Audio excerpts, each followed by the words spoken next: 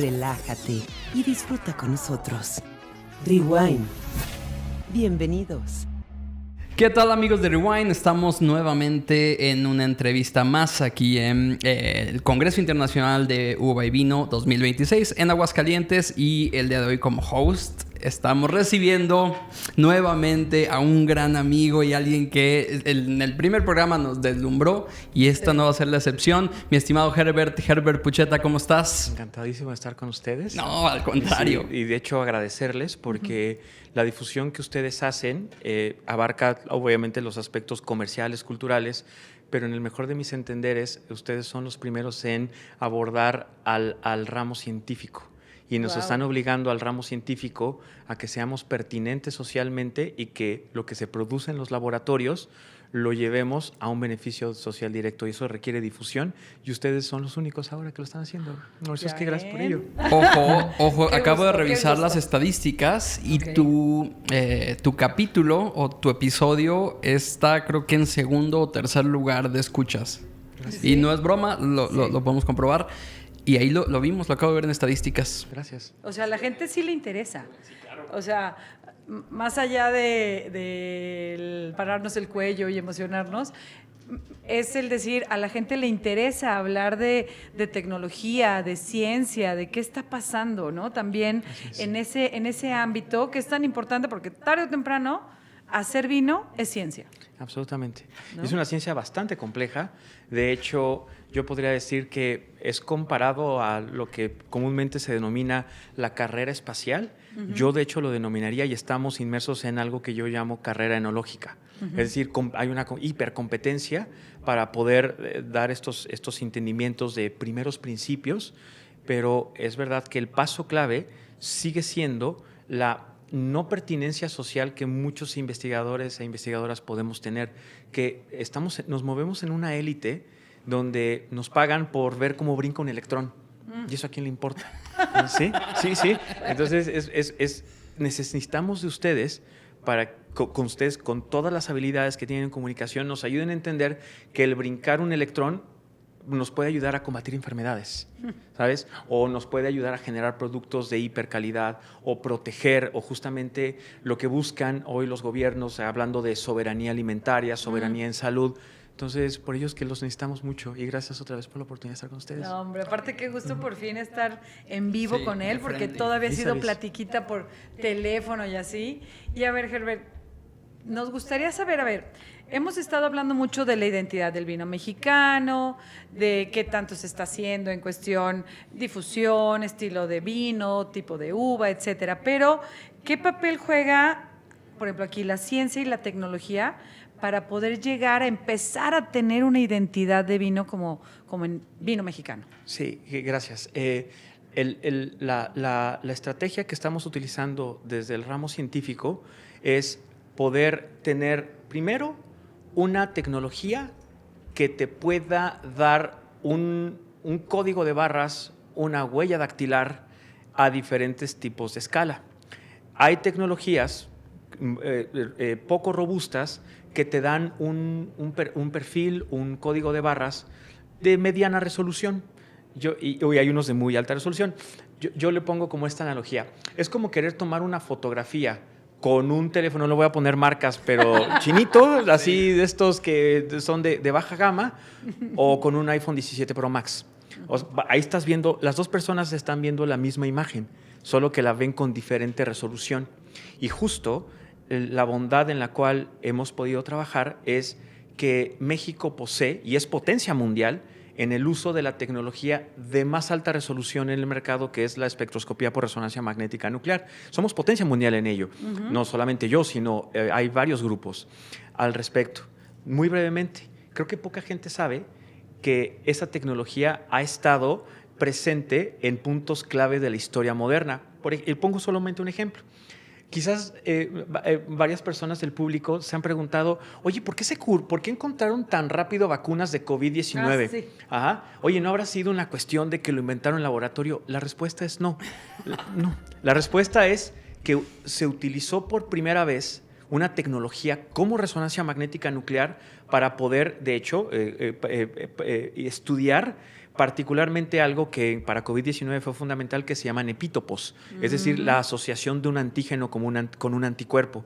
Para eso se requirió, y exactamente la misma tecnología que derivó en vacunas, por ejemplo la de Pfizer, es enteramente creada con resonancia magnética nuclear. Wow. Justo esa misma tecnología es la que México propuso para tener la huella digital del vino de más alta resolución.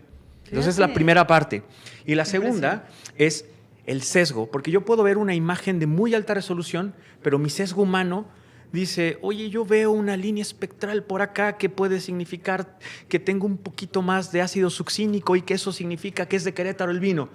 Pero, oye, ¿y si quito el sesgo y lo combino con un algoritmo basado en inteligencia artificial, particularmente lo que usamos es Deep Learning no lineal, como justamente la imagen de muy alta resolución que te da resonancia magnética combinado con el análisis sin sesgo que te da un algoritmo basado en inteligencia artificial, cómo es que te produce no solo una huella dactilar, sino una huella dactilar que protege, a través de diferentes esquemas, los que han utilizado resonancia magnética en vinos en otros países, es el distintivo científico o técnico para poderlo asociar a una denominación de origen protegida, o bien a una identificación geográfica protegida, ¿no? O bien justamente el nivel ulterior, que son las apelaciones de origen controlado. Ya. Las oficinas, por ejemplo, el INAO francés, requieren fundamentalmente de estas tecnologías.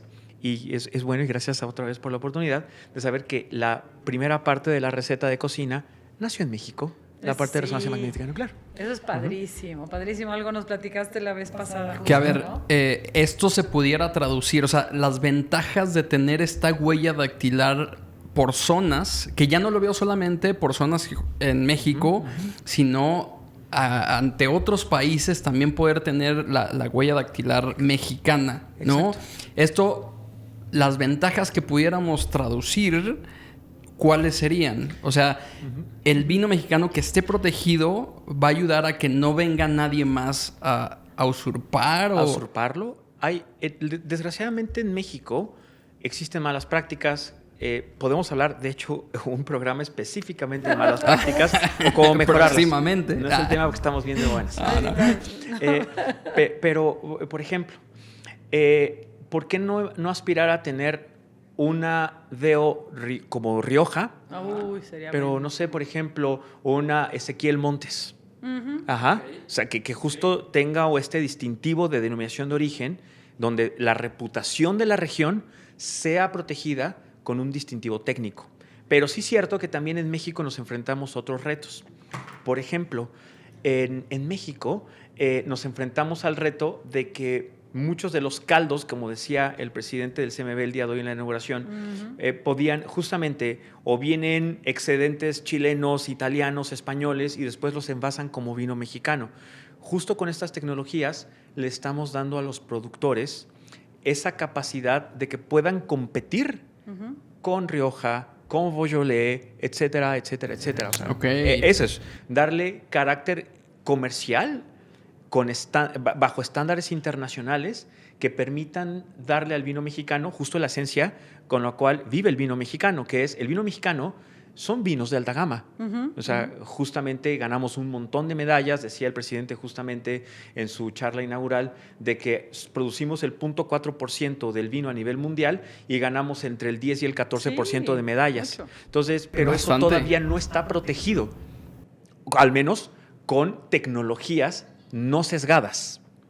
Eso es la propuesta, de poder utilizar estas tecnologías, y de hecho el modelo específico que estamos utilizando es toda esta combinación resonancia magnética y deep learning no lineal, poderla asociar a un dossier que, por ejemplo, leen oficinas tales como la Unión de Registros Geográficos de la Comisión Europea, que, por cierto, el único producto mexicano que existe en esa oficina, que es el top, es el tequila. Entonces, pero como bebida espirituosa. De vinos no hay nada. No, pues entonces, ¿por qué no empezar a introducir vinos mexicanos de regiones para que justo la comunidad internacional empiece a reconocer esa reputación por zonas geográficas que podemos y sabemos producir en México? Esa es la propuesta. Oye, a ver, pero entonces, digo, pensando en el ejemplo que das de Ezequiel Montes en Querétaro, o sea, ya tenemos la IG Querétaro, ¿no? Que empezó y se ha ido desarrollando y se ha ido consolidando.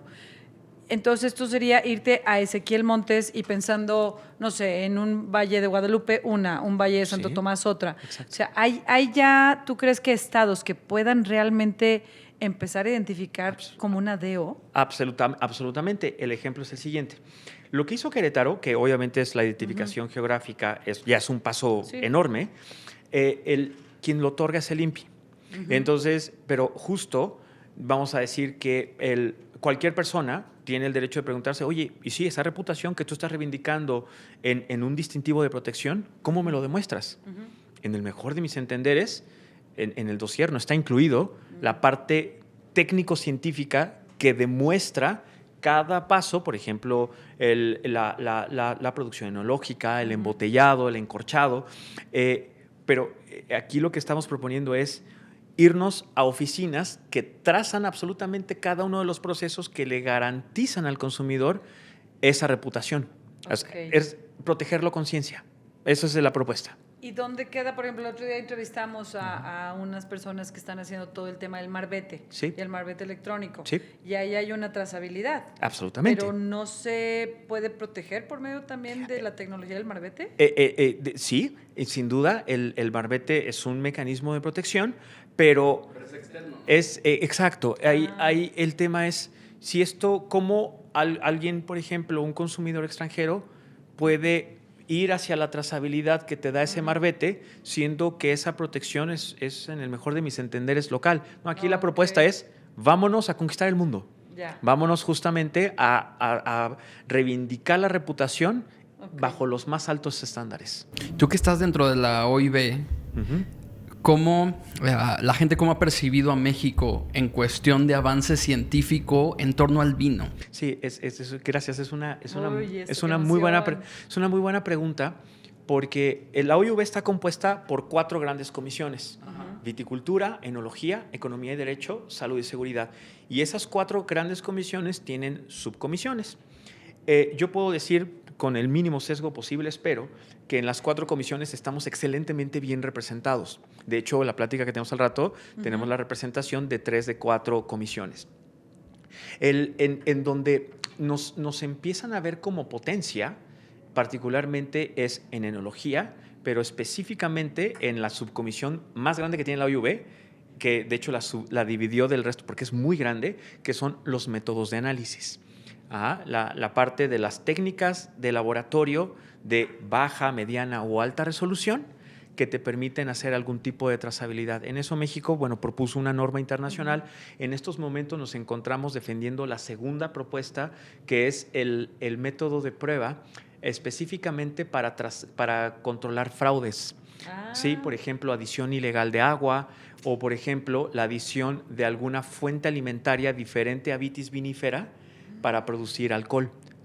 Azúcar. Sí. De entrada, sí. Azúcar.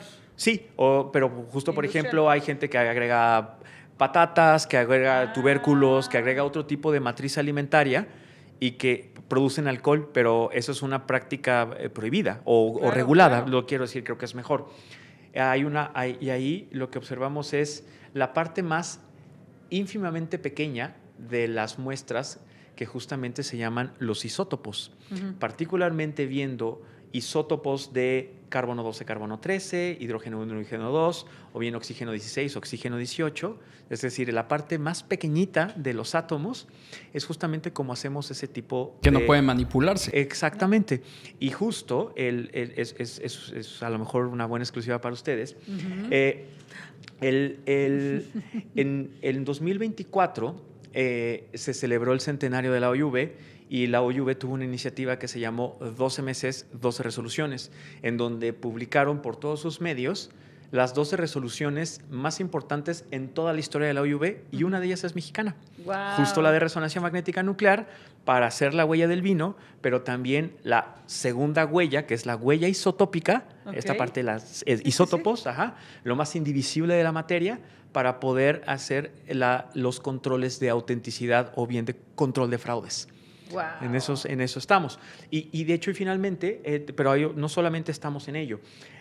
Hay avances que ha hecho la delegación mexicana, particularmente, esto es un mérito de Paco Rodríguez. Poca gente lo sabe y otra vez, qué bueno, que gracias por la difusión. Paco Rodríguez fue el primero de todo el mundo que empezó a hablar sobre desalcoholización de vinos. Poca gente sabe eso. Y Paco... Eso no sabíamos. Ahorita Y aquí estuvo, y no sí. nos dijo nada. Sí. Porque aparte de que es una excelente persona, yo creo que él es menos reservado que yo. Yo soy más chismoso. Pero, Qué bueno. pero ¿en dónde está? Porque justo ahí es en donde nos enfrentamos al escrutinio de todas las delegaciones y particularmente en el tema de desalcoholización hay un montón de bandos. Muchísimo. Entonces, yo creo que por ello Paco tiene cierta reserva y de hecho, bueno, los resultados ahí están en términos donde Paco fue el primero en proponer un método industrial, no laboratorio, industrial, para poder hacer primero reducciones de grado alcohólico. Ya están publicados los resultados en revistas científicas de alto impacto. Pero a partir de los trabajos de Paco, el año pasado, en 2025, la OIV nos otorgó la beca de Research Grant, la más importante, para poder hacer una base de datos de vinos desalcoholizados. Pero todos esos trabajos es gracias a Paco. Así de sencillo. Fíjate nomás. ¿Sí? O sea, es una institución, no solamente en la enología, sino en la enología altamente especializada, particularmente de productos enológicos desalcoholizados, que atienden a este mercado emergente, los jóvenes fundamentalmente, pero también el mercado islámico, entre otros, donde está atendiendo la necesidad de tener un producto de calidad completamente desalcoholizado. Entonces eso es una forma de combatir un reto, que es la baja del consumo de alcohol, por una oportunidad. Claro, exactamente. Cambiarlo. Pero justo ahí hay un montón de bandos, les decía. Ahorita los vinos alcoholizados están en un tema bien delicado, que es la adición de glicerol. Es decir, y hay regulaciones, la OIV tiene manuales, tiene monografías, pero es justamente una delegación, que es la italiana, que dice no glicerol o glicerol altamente controlado. Y el problema de la OIV es de que las decisiones tienen que ser unánimes y con un estado que te diga que no, entonces no avanzan. ¿Cómo afecta el glicerol? El glicerol, justo, sí, le da esa ventaja. Porque desalcoholizas y se hace un vino absolutamente. muy aguado, a ver, digámoslo justo así. pensemos en eso primero. El primer reto que tiene el vino desalcoholizado es que su vida de anaquel se reduce infinitamente. Sí, claro. Exponencialmente. No porque hay ya alcohol, no hay conservador. Exactamente. Entonces tienes que agregar estos aditivos o coadyuvantes alimentarios. Muchos de ellos están muy controlados, pero el glicerol en particular, como tiene cierta toxicidad, entonces justamente está bien controlarlo, pero a veces justo hay delegaciones muy puristas como la italiana, en donde están en esta negación absoluta, y por ello yo lo diré en otras palabras, cuando se destrabe el tema del glicerol, creo que Paco Rodríguez recibirá el mérito que merece. Wow. Oye, pero no solo Paco, tú estás también a punto de tomar, de recibir, o acabas de recibir una beca para adentrarte más en este estudio del vino sin alcohol, ¿no? Efectivamente, de hecho, la beca fue un gran logro, porque la beca la logramos en combinación con el presidente de enología de la OIV a nivel mundial, que es el doctor Fernando Zamora. Fernando Zamora es justamente el profesor más reputado, creo, de enología a nivel mundial, en tecnología enológica. Muchos de ellos, por ejemplo, Luis Raventós, él fue alumno de Fernando Zamora. Y entonces logramos la beca. Es una estudiante mexicana que en algún momento deben de entrevistarla, se llama Isela Mejía. Ella hizo conmigo la licenciatura en Chapingo. Pero eventualmente Isela logró posicionarse de muchos candidatos y candidatos como la elegida para tener esta beca de 3 años de la OIV, en donde estamos haciendo justamente toda la trazabilidad de los vinos alcoholizados y específicamente, el convenio que tenemos con México es la parte de poder construir esa base de datos para atender este mercado en particular, para decirle al consumidor, garantizarle, sí es vino, no es jugo, es un vino y está reconstituido de tal manera que vas a tener toda la experiencia sensorial que te produce el burning del alcohol y lo que hablamos en la otra vez, los ácidos orgánicos, los alcoholes superiores, los aminoácidos, las propias fallas y justamente el que el consumidor no pierda la experiencia sensorial, pero que se beneficie, si es que lo desea, de la desalcoholización del vino. Y el tema fit. El tema fit, que ese es ayer que le lo diste al clavo. platicábamos. Le diste al clavo, efectivamente.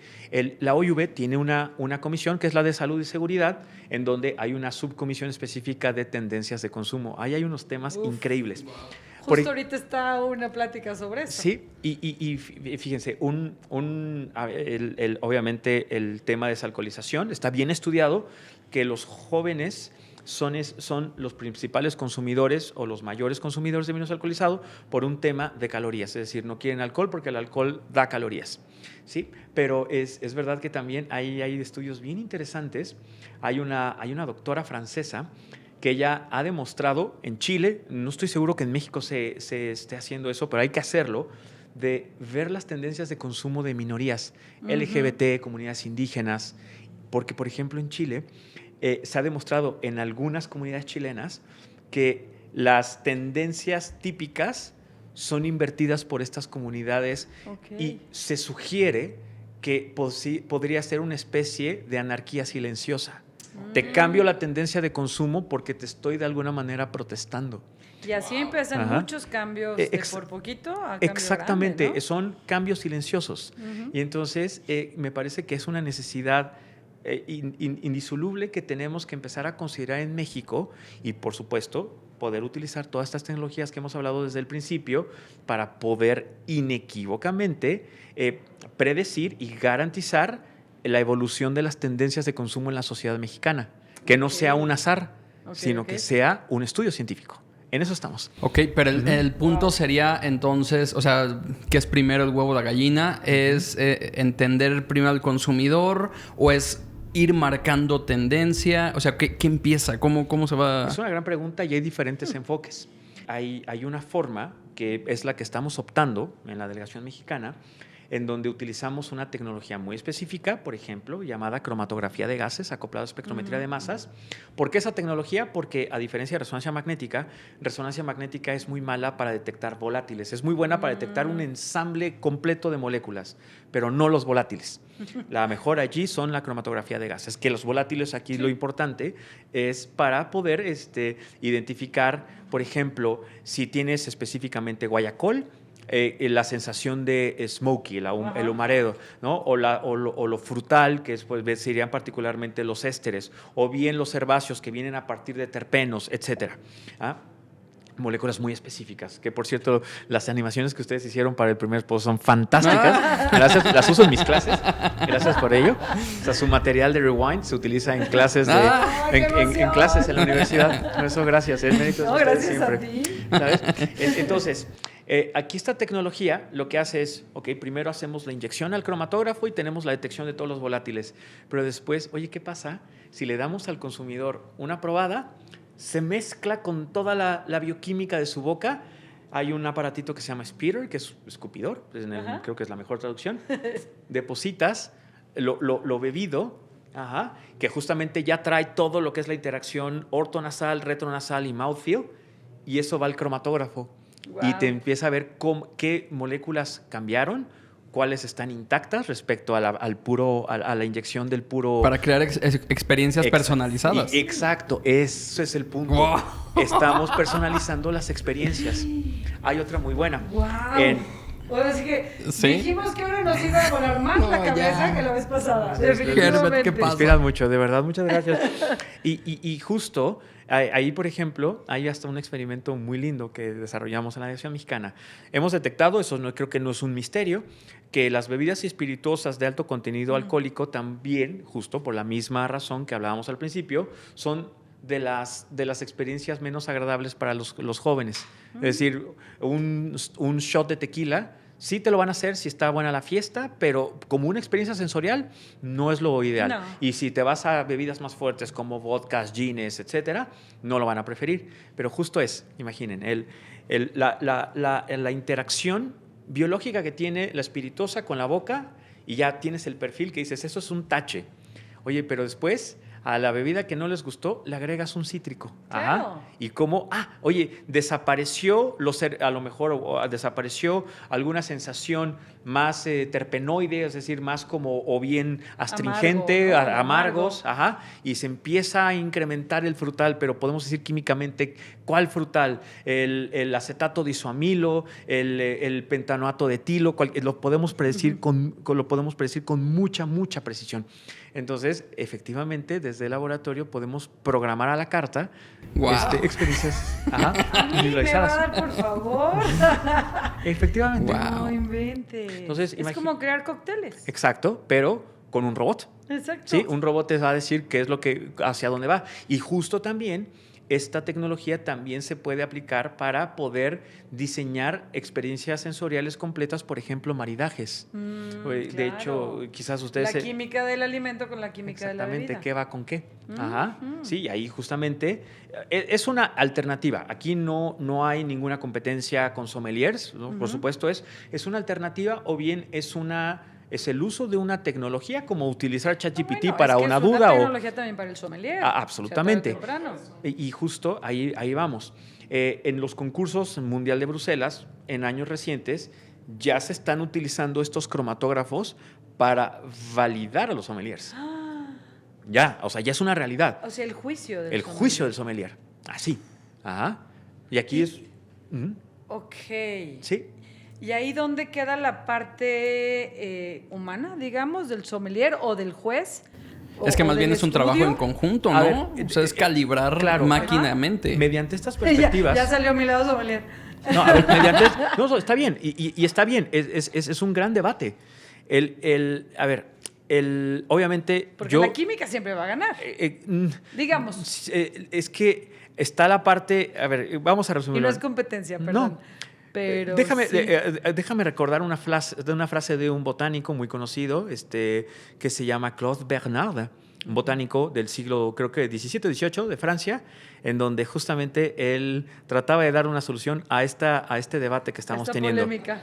Él decía, el arte soy yo, la ciencia somos nosotros. Uf. O sea, estamos hablando más de una colectividad. Creo que eso responde a la pregunta o es una alternativa para no meterme en tantos problemas. Claro. La parte humana queda en lo individual y queda en la reputación del sommelier, ¿cierto? Sí. Y la parte científica, aquí se está demostrando la frase de Claude Bernard, en donde estamos hablando de la colectividad, yo diría, para apoyar al sommelier en su individualidad y en su parte humana que le da esa reputación. Es solamente el backup. Ya. Para que no compite. Exacto, lo estamos respaldando. Es hacer un todo. Es hacer un todo. Y tarde o temprano, pues lo que estás sintiendo con tus sentidos y demás no deja de ser química. Exactamente, ¿no? Porque como dices, la química ahí va a estar, pero la interpretación de la química es la de ustedes. Exacto. Sí, eso es. ¿Sabes? Es justamente como un braille. El braille te va a decir, los puntitos te van a decir la información tal cual. Pero lo que pueda proyectar la persona que lee braille, eso es justamente la interpretación que yo doy de un sommelier. Es la imagen que ustedes proveen. Y eso no te lo da ninguna máquina. No, claro. Eso está excelente. Oye, Herbert, para cerrar esto, quisiera saber si pudiéramos futurear, si pudiéramos ver hacia adelante. A eso se dedica él. Que creo que sí, eso es lo que haces. Y eso es lo que nos has permitido visualizar a través de todo este programa. ¿Cómo podemos ver la vitivinicultura o la cultura del vino a futuro con todos estos avances? De hecho, es una gran pregunta y para tratar otra vez de bajarle el sesgo, ¿qué les parece si hablamos de el plan de desarrollo de la OIV, que es un plan donde todos los Estados miembros estamos admitiendo ese plan de desarrollo, en donde tiene diferentes ejes, por supuesto la sustentabilidad económica, ambiental, climática, la parte de la predicción de las tendencias de consumo y específicamente hay un rubro que se llama enología del futuro. ¿Hacia dónde va la enología del futuro? Entonces, de acuerdo a los dictámenes del plan de desarrollo de la OIV, hay muchos temas al que le está apostando México y que también creo que nos estamos volviendo potencia, lo digo con humildad pero con contundencia, es en el rubro específico del plan de desarrollo de la OIV que se llama transición digital. como, por supuesto, la influencia de la inteligencia artificial. Pero aquí es algo muy concreto. Estás construyendo masivamente datos que van a controlar el mercado, van a controlar las tendencias de consumo, las van a predecir. Entonces, para ahí necesitas muy alta capacidad de cómputo. Entonces, en un futuro va a ser muy normal estar en una bodega y tener clústeres de supercómputo. Sí o sí. Hacia allá vamos. Ajá. Hay otra terminología muy sexy que se llama los garajes digitales, donde se van a estacionar esos datos. Justo. ¿Y de quién van a ser? En el caso de Ezequiel Montes, esa maravillosa base de datos que, por cierto, existe ya. Ajá, okay. ¿De quién es? No lo sabemos. Entonces, viene una discusión de muy alto rango, porque aparte, los modelos basados en inteligencia artificial y las bases de datos son modelos de negocio. Claro. Ajá. Y fundamentalmente, entonces, también el etiquetado, entre otros aspectos, pero hablando del etiquetado, se va a denominar por la calidad y la robustez de estos garajes digitales. Y también los árbitros se llaman hubs, observatorios digitales. Ya estamos construyendo observatorios digitales. Quizás acabo con esta anécdota, ¿no? Si la repetí, discúlpeme, pero si no, para recordarla. Quien utilizó mucho esta visión de futuro fue la delegación de Ucrania. No sé si ustedes estuvieron al tanto, pero Ucrania se adhirió a la OIV en el Congreso de México y específicamente vinieron a, oye, yo quiero probar la huella del vino que hizo México. Por eso vinieron. No lo habías contado.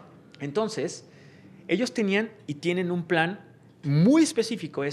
A ver, nosotros, perdón, para el público, podemos hablar un debate ahí.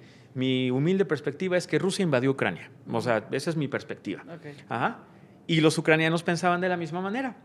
Yo creo que sí. Pero justo dos regiones tomadas por Rusia, que es Zaporilla y Crimea,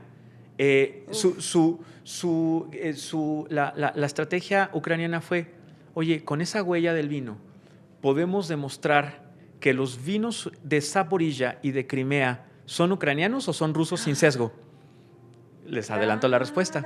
Son ucranianos. Okay. Y lo que está manejando Ucrania es, invádeme lo que quieras, pero el know-how lo tengo yo, y eso que estás ahí, eso no lo vas a poder invadir. Los vinos ucranianos de Zaporilla y de Crimea, que por cierto son maravillosos.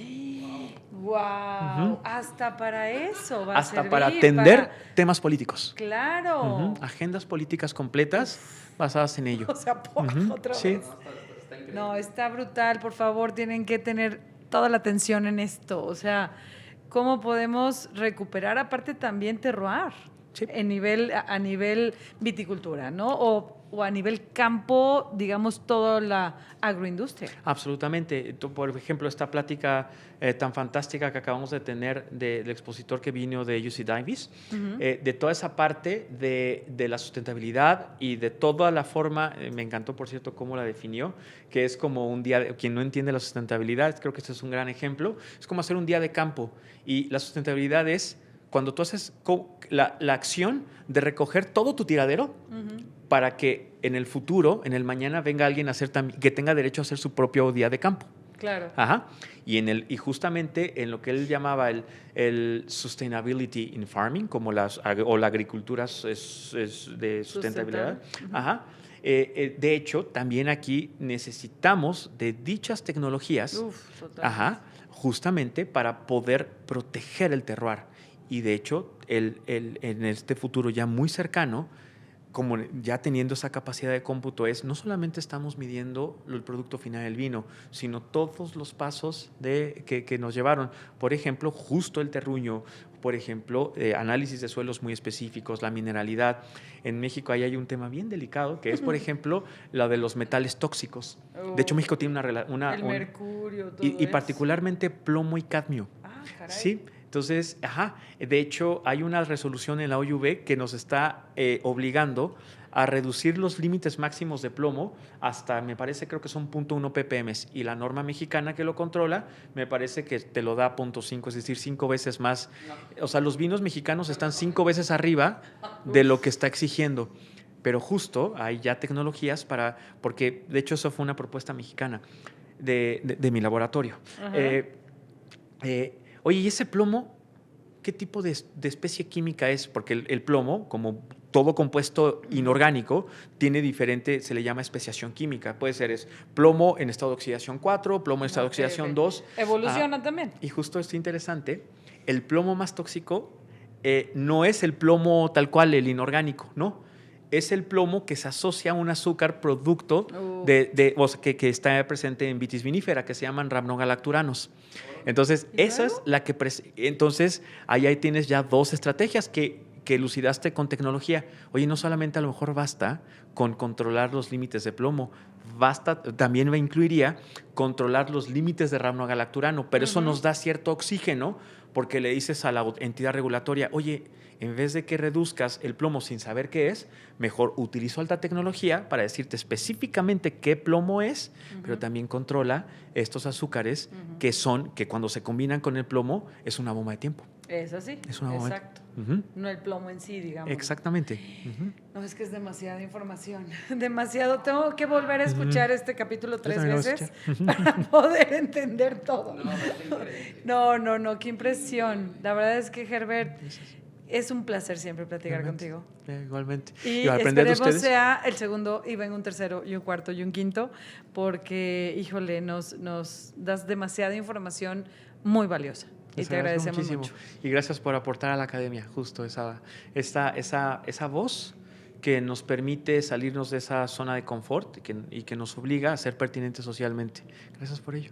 Gracias a ti. Herbert, bueno, esta es tu casa. Me uno ahí al comentario de Mari. Y bueno, no queda más que agradecerte el espacio, el tiempo. Vamos a estar ahí contigo en tu conferencia. A quien no puede estar o que nos estás viendo o escuchando de lejos, pues bueno, ya les trajimos aquí una buena probadita. Esperemos que sigan pendientes de lo que vamos a estar sacando del Congreso o relacionado a este gran evento aquí en Aguascalientes. Nos vemos en otra entrevista. Gracias, Herbert. Gracias, Mari. Gracias. Bye bye. Chau, chau. Rewind ha llegado al final.